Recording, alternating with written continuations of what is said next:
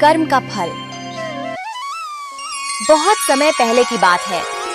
एक छोटे से गांव में रामू नाम का एक गरीब किसान रहता था।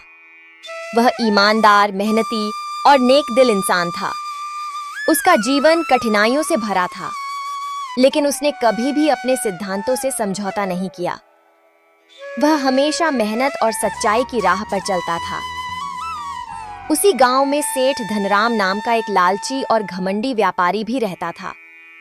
उसका जीवन का एक ही उद्देश्य था, ज्यादा से ज्यादा धन कमाना, चाहे इसके लिए उसे किसी के साथ भी अन्याय क्यों न करना पड़े। वह गरीब किसानों से सस्ते दामों पर अनाज खरीदकर उसे महंगे दामों पर बेचता था और इसी तरह अपनी संपत्ति बढ़ा रहा था। रामू के पास जमीन बहुत कम थी, लेकिन वह जोतने और मेहनत करने में कोई कसर नहीं छोड़ता था।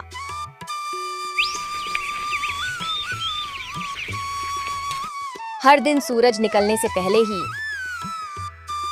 वह अपने खेतों में पहुंच जाता और दिन भर कड़ी मेहनत करता। अपने पौधों को समय पर पानी देता, खेतों की निराई गुड़ाई करता और प्राकृतिक तरीकों से अपनी फसल को सुरक्षित रखता। रामू की पत्नी राधा बहुत समझदार और सहयोगी थी। वह न केवल घर के कामकाज में निपुण थी, बल्कि रामू की खेती में भी उसकी मदद करती थी। गांव के अन्य किसान रामू की मेहनत से प्रेरित होते थे, लेकिन कुछ लोग उसकी ईमानदारी का मजाक भी उड़ाते थे। वे कहते, रामू, इस जमाने में मेहनत से कुछ नहीं मिलता जब तक चालाकी न हो। लेकिन रामू उनकी बातों पर ध्यान नहीं देता और अपने काम में जुटा रहता। गांव में रामू की ईमानदारी और मेहनत की बहुत चर्चा थी। इस बार उसकी फसल बहुत अच्छी हुई और उसकी उम्मीदें बढ़ गईं कि वह इस बार अपनी मेहनत का अच्छा फल पाएगा। अगर आप भी अपनी माँ से प्यार करते हैं तो चैनल सब्सक्राइब करें। जब सेठ धनराम को यह पता चला तो उसने सोचा कि किसी तरह यह फसल कम दामों में खरीद ले और फिर ऊंचे दामों पर बेचकर बड़ा मुनाफा कमाए।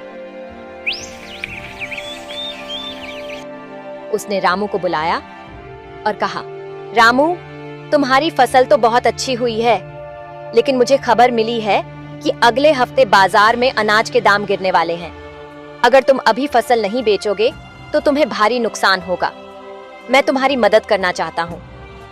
मैं तुम्हारी फसल अभी खरीद लूंगा, लेकिन आधे दामों पर, ताकि तुम्हें नुकसान न हो। रामू पहले तो थोड़ा हिचकिचाया, लेकिन उसे लगा कि सेठ सही कह रहा है। अगर बाजार में दाम सच में गिर गए तो उसकी मेहनत बेकार चली जाएगी।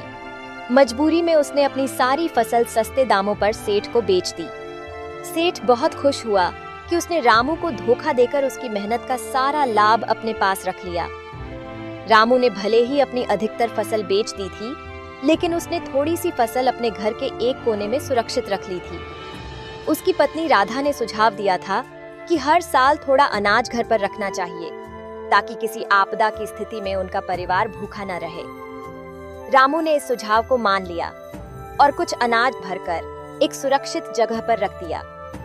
उसने अपनी मेहनत की कमाई से बचाए हुए थोड़े पैसे भी अपने पास सुरक्षित रखे। सेठ ने अपनी फसल को अपने बड़े बड़े गोदामों में जमा कर लिया और सोचा कि जब बाजार में अनाज की कमी होगी तो वह इसे महंगे दामों पर बेचेगा और भारी मुनाफा कमाएगा। लेकिन कुदरत को कुछ और ही मंजूर था।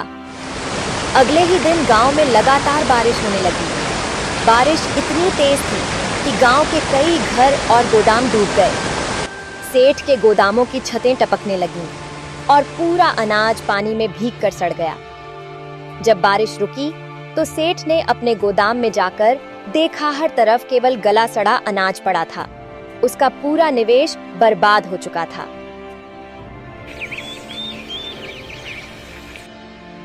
जब बारिश खत्म हुई और गांव में अनाज की कमी हो गई, तो लोग अनाज खरीदने के लिए रामू के पास आए।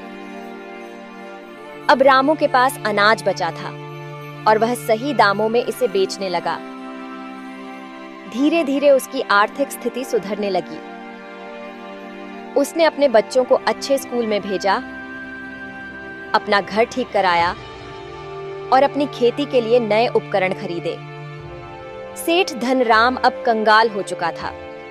उसकी सारी संपत्ति बारिश के कारण नष्ट हो गई थी और अब कोई भी उससे व्यापार नहीं करना चाहता था, क्योंकि गांव वालों को उसके लालच के बारे में पता चल चुका था।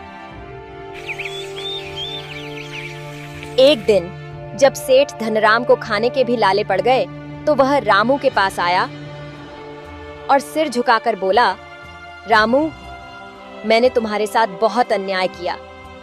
मैंने लालच के कारण तुम्हें धोखा दिया और सोचा कि मैं चतुर हूँ, लेकिन अब मुझे समझ आ गया कि सच्ची संपत्ति ईमानदारी और मेहनत होती है। रामू ने दयालुता दिखाते हुए सेठ को अनाज दिया और कहा, सेठ जी, कुदरत कभी किसी के साथ अन्याय नहीं करती।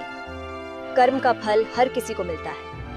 आपने जो किया उसका परिणाम आपको मिला, लेकिन अगर आप सच में बदलना चाहते हैं तो अब से ईमानदारी से व्यापार कीजिए और दूसरों की मदद कीजिए। ऐसी और कहानियां देखने के लिए चैनल को सब्सक्राइब करें और वीडियो को लाइक करें।